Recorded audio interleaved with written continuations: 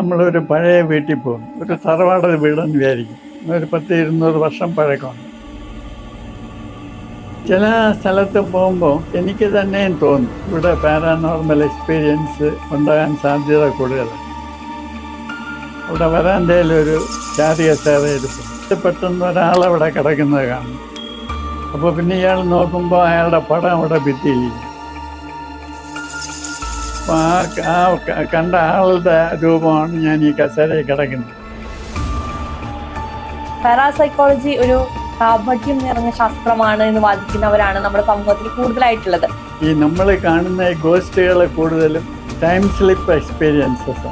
അപ്പോൾ ഈ മരണാനന്തര ജീവിതം എന്നത് എല്ലാവർക്കും താല്പര്യമുള്ള ഒരു വിഷയമാണ്. കാരണം ആർക്കും മരിക്കാൻ ഇഷ്ടമല്ല.